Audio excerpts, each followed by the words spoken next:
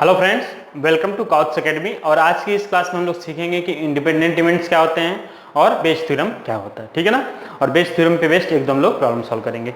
तो जब बात करते हैं इंडिपेंडेंट इवेंट्स की, जैसा कि मैंने प्रीवियस क्लास में बताया था कि आपने क्लास 11th में पढ़ा होगा कि इंडिपेंडेंट इवेंट्स क्या होते हैं। और आप नाम से भी देख सकते हैं, इंडिपेंडेंट मतलब जो किसी दूसरे पे डिपेंड ना करे। इसका मतलब अगर ए और B, A and B are two independent events,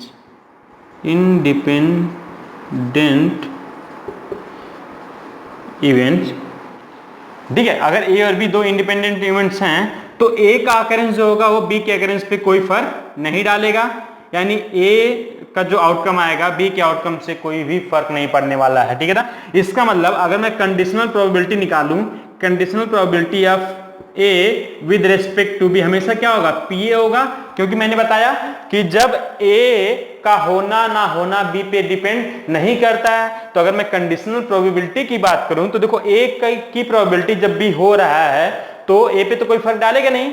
अगर फर्क डालेगा तो ये तो डिपेंडेंट इवेंट हो जाएगा, इंडिपेंडेंट इवेंट नहीं होगा। इसीलिए जब हमारी conditional probability of A with respect to B अगर पी ए के इक्वल है, इसका मतलब ए और बी क्या होंगे, हमारे इंडिपेंडेंट इवेंट होंगे। ठीक है ना। इसका मतलब अकरेंस ऑफ ए या बी, यानी ए या बी के होने की प्रोबेबिलिटी किस दूसरे के होने की प्रोबेबिलिटी पे डिपेंड नहीं करेगी। तो देखो conditional probability of A with respect to B क्या हो गया हमारा पी ए। तो हमने फार्मूला पढ़ा है कि पी यानी conditional probability of A with respect to B equal to होता है P in A intersection B, यानी probability of A intersection B upon probability of B. यहां पे देखो conditional probability of A with respect to B put कर दो, यानी क्या हो जाएगा पी ए इक्वल टू होगा हमारा P A intersection B upon P B, यानी probability of A intersection B equal to क्या हो जाएगा हमारा P A into P B. समझ में आया। ये दो फार्मूले आपको याद करना है। यानी अगर आपसे बोले कि प्रूव करो कि ए और बी इंडिपेंडेंट इवेंट है तो सबसे पहले क्या निकालो, आप प्रोबेबिलिटी ऑफ ए निकालो, फिर आप प्रोबेबिलिटी ऑफ बी निकालोगे, फिर उन दोनों का इंटरसेक्शन निकालोगे, फिर देखोगे अगर probability of A intersection B is equal to probability of A into probability of B, अगर ऐसा है तो हमारा इवेंट क्या होगा, इंडिपेंडेंट होगा, अदरवाइज क्या होगा, डिपेंडेंट होगा। समझ में आया। तो इस पे एक प्रॉब्लम देखते हैं, उसके बाद से हम लोग क्या करेंगे, उसके बाद से हम लोग पढ़ेंगे कि बेस थ्योरम क्या होता है। ठीक।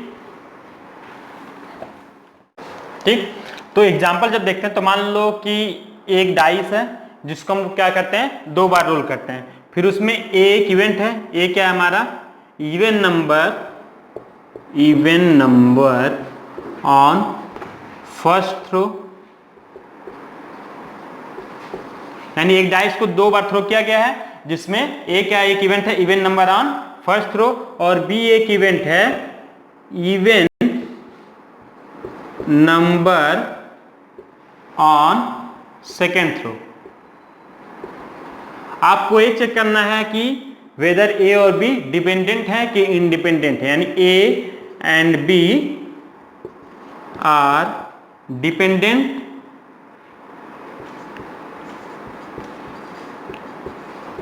और इंडिपेंडेंट। ठीक है, आपको बताना। ठीक है ना। तो सबसे पहले अगर एक डाई को रोल कर दे तो टोटल आउटकम कितने होंगे, 36, मतलब दो बार रोल कर रहे हैं। तो देखो पहले पे क्या आता है 1 2 3 4 5 6, ये फर्स्ट रो पे आएगा। सेकेंड थ्रो करेंगे हमारा तब भी आएगा 1 2 3 4 5 6। ठीक। तो जो टोटल आउटकम की बात करूंगा मैं, तो टोटल पॉसिबल आउटकम क्या होंगे, क्या हो जाएंगे हमारे 6 इंटू 6 यानी 36, यानी जब किसी डाई को हम लोग रोल करते हैं तो टोटल पॉसिबल आउटकम्स क्या आते हैं 36। अब एक चीज देखो, अगर मैं ए की बात करता हूं तो ये देखो एक में कितने आएंगे, ए में तब आएंगे जब फर्स्ट पे ऑड हो, यानी जब फर्स्ट पे ऑड होगा तो देखो 1 1 हो सकता है, 1 2 हो सकता है, 1 3 हो सकता है, सिमिलरली हमारा 1 4 भी हो जाएगा। ठीक। 1 5 भी हो जाएगा और 1 6 हो जाएगा। ऐसे ही 3 1 क्योंकि देखो फर्स्ट पे ऑड आना चाहिए, तो फर्स्ट पे हमने 1 लिया एक बार, अब फर्स्ट हम लोग 3 लेंगे, फिर क्या लेंगे फर्स्ट पे 5 लेंगे। हम लोग 2, 4 और 6 को हटा रहे हैं, क्यों? क्योंकि 2, 4, 6 क्या होंगे हमारे इवन हो जाएंगे। सॉरी यहां पे लिखा है even number on first throw, तो हम लोग क्या करेंगे, हम लोग सिर्फ और सिर्फ 2, 4 और 6 को लेंगे, ठीक है ना। तो यहां भी हो जाएगा हमारा 2, यहां भी हो जाएगा 2, यहां भी होगा हमारा 2 और यहां भी होगा 2, यहां भी होगा 2। ऐसे 4 की बात करें तो 4, 1, 4, 2, 4, 3, 4, 4, 4, 5 एंड 4, 6 हो जाएगा, ठीक है ना। ऐसे ही जब 6 होगा तो 6, 1, 6, 2, 6, 3, 6, 4, 6, 5, 6, 6। तो अगर टोटल आउटकम देखेंगे तो ये कितना होगा, 18 हो जाएगा, क्योंकि देखो 6 इधर से मतलब 2 के साथ 6, 4 के साथ 6 और 6 के साथ 6। सिमिलरली अगर बी की बात करें तो बी क्या बोलता है, even number on second throw. तो सिमिलरली अगर करोगे तो देखो सेकेंड थ्रो को पहले आप फिक्स कर दोगे, तो जैसे सेकेंड थ्रो पे 2 आएगा तो यहाँ पे 1 आएगा, 1, 2, फिर 2, 2, फिर 3, 2, फिर 4, 2, फिर 5, 2, फिर 6, 2, ठीक। ऐसे हमारा क्या आएगा, ऐसे हमारा 1, 4 आ जाएगा, ऐसे ही 1, 6 आएगा। तो इसको भी ऐसे लिख दोगे तो इसके भी क्या होंगे 18 आउटकम्स, यानी इवेंट ए के 18 आउटकम्स हैं, इवेंट बी के भी क्या होंगे 18 फेवरेबल आउटकम्स हैं। अब अगर इसकी प्रोबेबिलिटी निकालोगे तो टोटल आउटकम्स कितने थे 36। तो अगर यहां पे मैं निकालता हूं कि पीए यानी probability of A, probability of A की अगर मैं बात करूं तो हमारा पीए क्या हो जाएगा, पीए हो जाएगा हमारा 18/36 यानी 1/2। सिमिलरली पीबी क्या हो जाएगा हमारा 18/36 इक्वल टू 1/2। अब हमें निकालना है पी ए इंटरसेक्शन बी। अब देखो जब मैं पी ए इंटरसेक्शन बी की बात करूंगा तो सबसे पहले मैं देखूंगा दोनों में कॉमन आउटकम क्या है। तो देखो कॉमन आउटकम ए क्या बोलता है even number on first throw, B क्या बोलता है even number on second throw. तो देखो फर्स्ट थ्रो पे इवन आना चाहिए, सेकेंड पे भी इवन। तो फर्स्ट पे इवन कितने आ सकते हैं, या तो 2 आ सकता है, या तो 4, या तो 6। ऐसे सेकेंड पे 2 आ सकता है, 4 आ सकता है, या तो 6 आ सकता है, ठीक। तो फर्स्ट पे इवन आने के 3 तरीके, सेकेंड पे इवन आने के 3 तरीके। तो फर्स्ट और सेकेंड दोनों पे इवन आने के कितने तरीके होंगे 3 into 3, यानी क्या हो जाएगा 3 into 3 मतलब 9 पॉसिबल आउटकम्स होंगे। उसमें कौन कौन से होंगे, देखो एक हमारा 2, 2 होगा, एक 2, 4 होगा, एक 2, 6 होगा। सिमिलरली 4, 2, 4, 4, 4, 6, ऐसे 6, 2, 6, 4, 6, 6, यही क्या होगा दोनों में कॉमन होगा, यानी कितने आउटकम्स हो जाएंगे 9। तो प्रोबेबिलिटी जब मैं निकालूंगा तो क्या होगा 9/36, यानी क्या आ जाएगा हमारा 1/4। यानी पी आ गया हमारा 1/2, पी भी आ गया हमारा 1/2, पी ए इंटरसेक्शन भी क्या आ गया 1/4। अब हमें बस चेक ए करना है कि P A intersection B is equal to P A into P B है कि नहीं। तो सबसे पहले मैं क्या निकालूंगा पी ए इंटू, मैं निकालता हूं P A into P B. देखो P A into P B क्या होगा 1/2 इंटू 1/2 इज इक्वल टू 1/4। एक क्वेश्चन नंबर 2 हो गया और एक क्वेश्चन नंबर 1। अब देखो इक्वेशन नंबर 1 और 2 से देखोगे आप तो P A intersection B is equal to P A into P B, ठीक। यानी probability of A intersection B is equal to हो गया probability of A into probability of B. इसका मतलब ए और बी क्या होंगे हमारे इंडिपेंडेंट इवेंट होंगे। समझ में आया। तो कोई भी क्वेश्चन रहे सबसे पहले आप क्या करोगे प्रोबेबिलिटी ऑफ ए निकालोगे, फिर आप प्रोबेबिलिटी ऑफ बी निकालोगे, उसके बाद देखोगे कि क्या पी ए इंटरसेक्शन बी यानी probability of A intersection B जो आया है हमारा वो P A into P B के इक्वल है कि नहीं। अगर है तो इवेंट हमारा इंडिपेंडेंट इवेंट होगा, अगर नहीं होगा तो इवेंट कैसा होगा हमारा डिपेंडेंट। समझ में आया, ठीक। तो जब भी आपको पूछे कि चेक करो डिपेंडेंट इवेंट है तो डिपेंडेंट के लिए बस आपको इतना प्रूव करना है कि जो गिवन इवेंट्स हैं वो क्या हो हमारे इंडिपेंडेंट ना हो। अगर इंडिपेंडेंट नहीं होगा तो इसका मतलब डिफरेंटली क्या होगा वो डिपेंडेंट होगा, ठीक है ना। तो ऐसे ही क्वेश्चंस हैं, बहुत इजी आपकी बुक में क्वेश्चंस हैं, ज्यादा प्रॉब्लम नहीं होनी चाहिए। तो हम लोग आगे चलते हैं। अब हम लोग देखेंगे कि बेस थ्योरम क्या होता है। क्या होता है बेस थ्योरम। तो अगर हम बेस थ्योरम की बात करते हैं तो देखो बेस थ्योरम आपकी बुक में डिफिनीशंस थोड़ा सा कॉम्प्लिकेटेड दिया होता है। आप क्या करना अपनी बुक के डिफिनीशंस पढ़ लेना, मैं आपको दूसरा तरीका बताता हूं थोड़ा सा कि बेस थ्योरम कैसे होता है, उसका मतलब क्या होता है जो आप में डिफिनीशंस दिया है, जिससे आपको थोड़ी सी समझने में आसानी होगी। तो देखो बेस थ्योरम इसलिए आता है कि मान लो यहां पे 3 बॉक्स हैं, 3 बॉक्स हैं, देखो ये 2 भी हो सकते हैं, 3 भी हो सकते हैं, 10 भी हो सकते हैं, 12 भी हो सकते हैं, कुछ भी हो सकते हैं। मान लो इसमें 9 रेड बॉल हैं, 6 ग्रीन बॉल हैं, इसमें 5 रेड बॉल हैं, 7 ग्रीन बॉल हैं, और इसमें 12 रेड बॉल हैं और 9 ग्रीन बॉल हैं, ठीक है ना। ये हमारा दिया है 3 बॉक्स, इसको मैं बोलता हूं B1 और इसको बोलता हूं B2, इसको बोलता हूं B3, ठीक।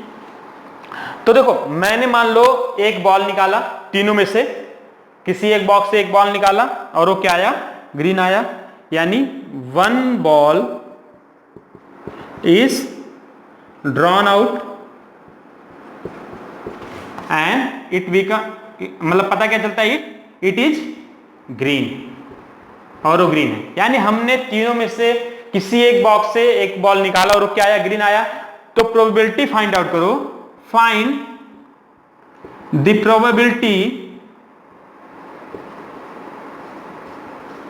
probability that the ball was drawn out from box 3, ठीक है। तो आपको प्रोबेबिलिटी बतानी है कि जो बॉल निकाला गया वो बॉक्स 3 से निकाला गया, ठीक है। आपसे भी पूछ सकता था कि find the probability that the ball drawn was from box 2, या तो find the probability that the box drawn was from box 1। समझ आए? यही होता है जब इस टाइप के क्वेश्चंस आते हैं आपके एग्जाम में, तो आपको वहां पे बेस थ्योरम की जरूरत पड़ती है, ठीक है ना। लेकिन देखो बेस थ्योरम इसी के लिए डिफाइन किया गया था कि अब देखो एक कंडीशनल प्रोबेबिलिटी का एक पार्ट होता है, ठीक है ना, क्योंकि इन तीनों पे कंडीशनल प्रोबेबिलिटी है कि बॉल निकाला गया, पहला वो ग्रीन है, पहली कंडीशन हो गई कि जो बॉल निकला वो क्या है हमारा, ग्रीन है।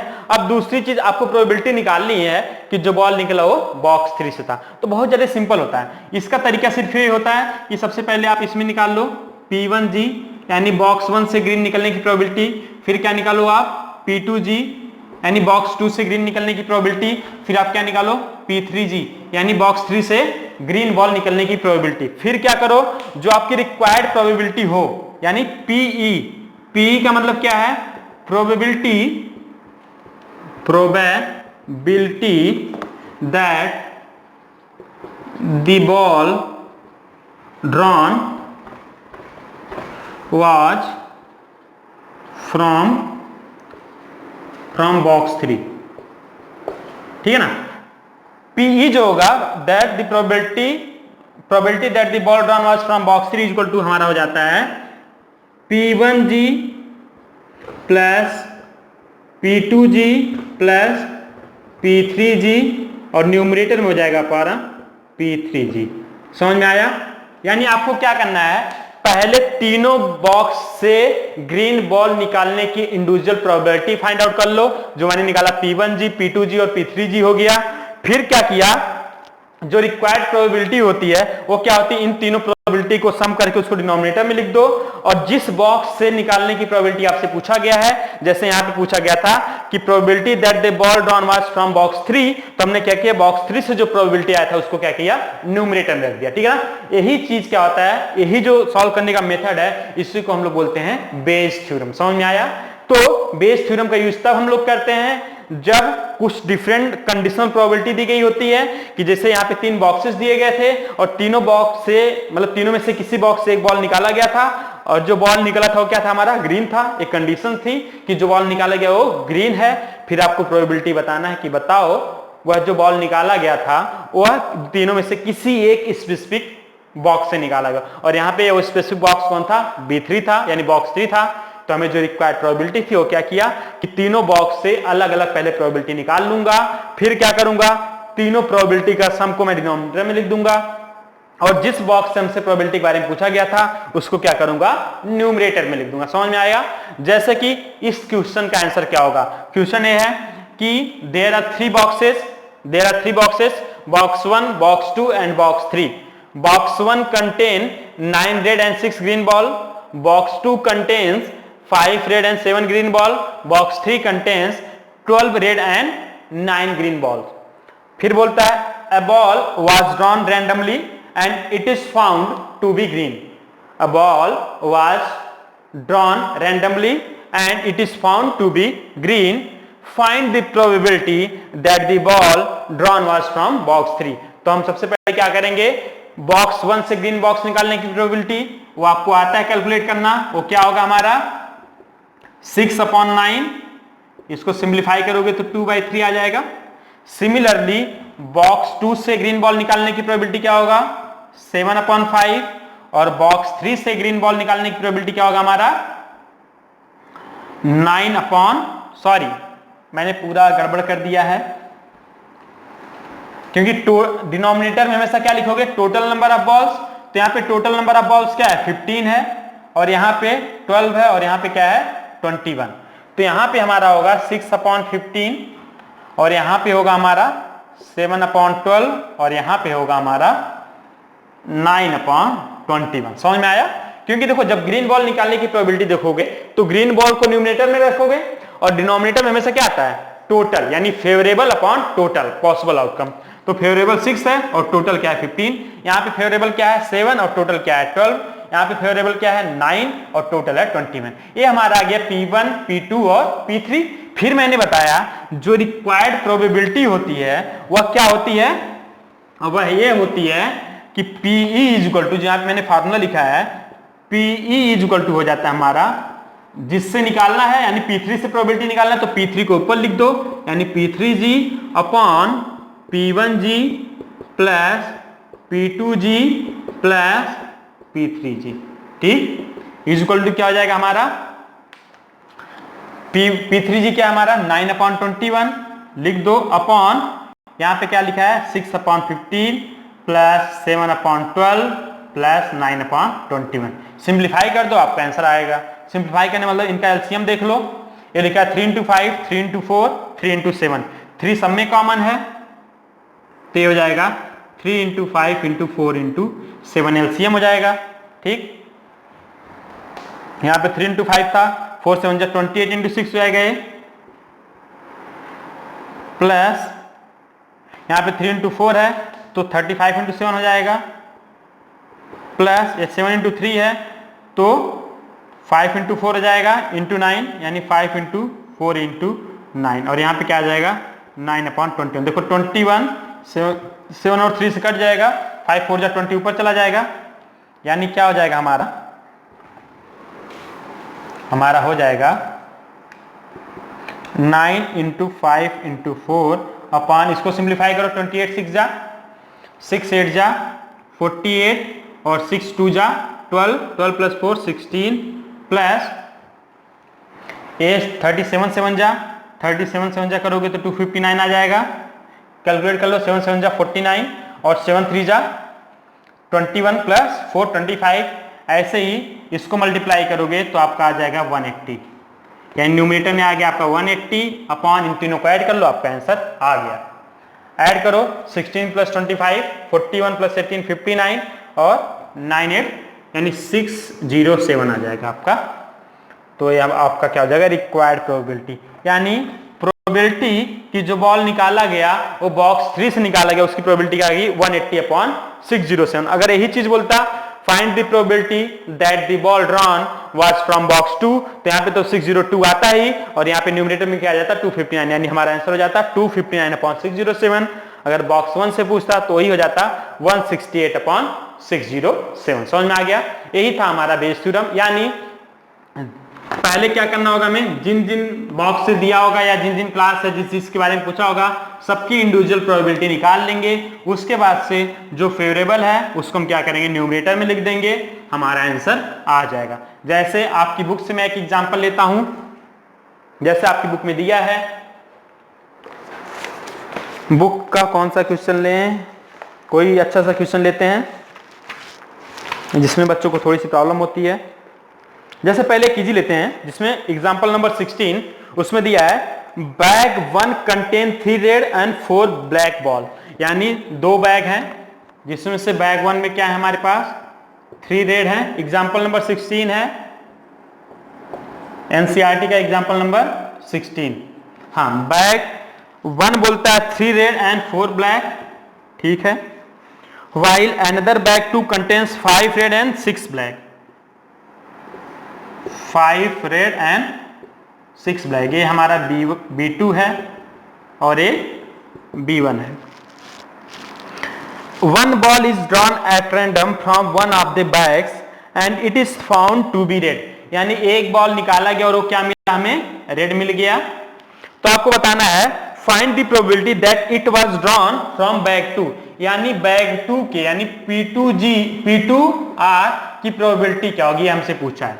यानी देखो 2 बैग है, एक में 3 रेड और 4 ब्लैक हैं, दूसरे में 5 रेड और 6 ब्लैक हैं। एक बॉल निकाला गया, वो क्या आया, रेड आया है।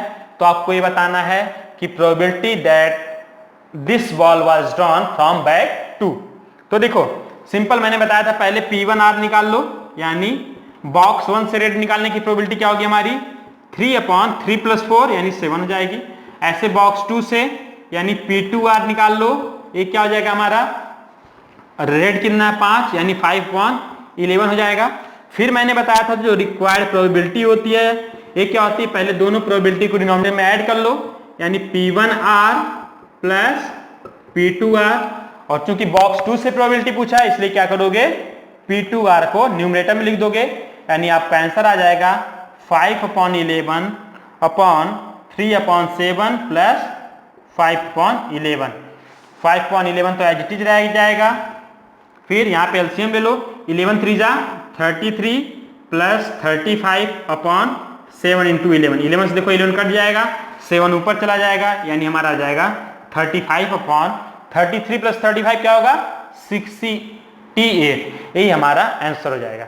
यानी जो रिक्वायर्ड प्रोबेबिलिटी होगी वो क्या हो जाएगी 35/68। आप आंसर मैच कर लो, आपका वही होगा, क्योंकि ये देखो एक कंडीशनल प्रोबेबिलिटी होता है, ठीक है ना।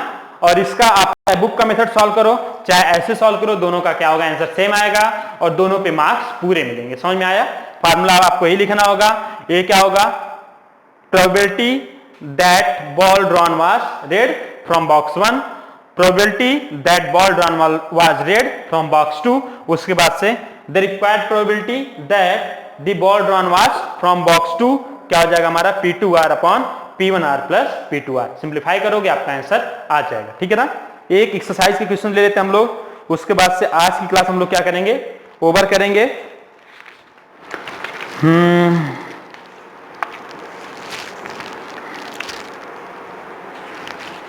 तो एक्सरसाइज का हम लोग क्वेश्चन नंबर कौन सा लें, क्वेश्चन नंबर 2 ले लें। क्वेश्चन नंबर 2 और ये तो सेम ही है, इसलिए क्वेश्चन नंबर 2 नहीं लेते हैं। क्वेश्चन नंबर 1 भी वैसा ही है।